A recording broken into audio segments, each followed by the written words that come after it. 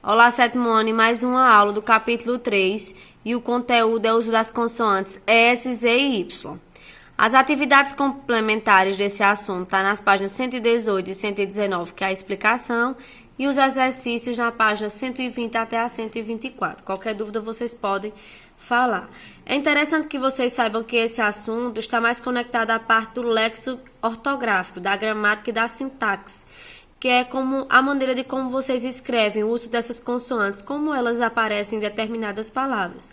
É um assunto que vocês já têm acesso, já tiveram acesso em séries iniciais, e agora a gente só vê só uma parte de uma revisão um pouco mais ampla, mas de forma mais sucinta, porque é um assunto que vocês já conhecem, para finalizar o capítulo 3, tá bom? Então, de origem, o alfabeto português, ele é formado por vogais e por consoantes, certo?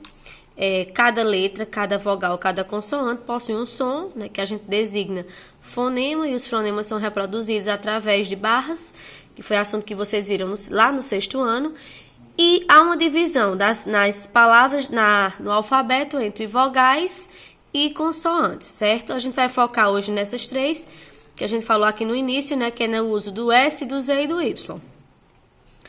A ortografia. Parte da gramática que contém as regras e preconceitos que ensinam a escrever as palavras corretamente, incluindo acentuação, pontuação, crase, etc. Estudo da parte da gramática e de suas regras. Então, para que você saiba escrever, é necessário que você conheça um pouco da ortografia, da gramática, da sintaxe, para que você possa estar por dentro dela. Então, o uso do S e do Z, né, que tem os sons parecidos.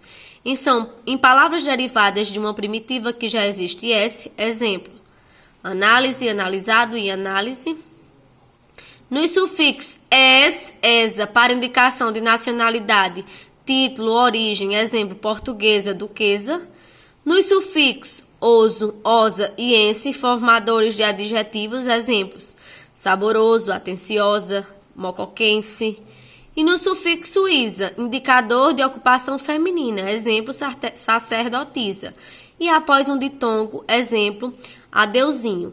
No livro de vocês tem mais exemplos, mais descrições, a gente coloca esse pouquinho aqui de exemplos, essa tabela, para que vocês possam adentrar um pouco mais ao assunto, nessa questão sonora, né, fonética do som da letra do S e do Z, que se parecem tanto em algumas palavras.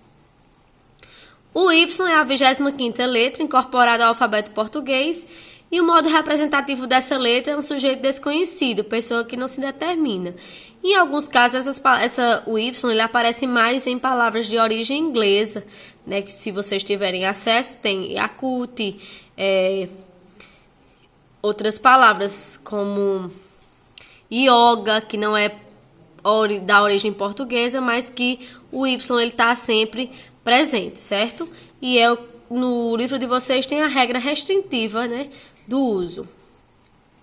É importante lembrar que este assunto é apenas de revisão, eu aguardo as atividades, estou à disposição para dúvidas e agradeço. Porém, essas atividades aqui do início do capítulo devem ser feitas, certo? E vocês me enviem assim que possível para a gente fazer o acompanhamento e as correções necessárias. Até mais e até a próxima.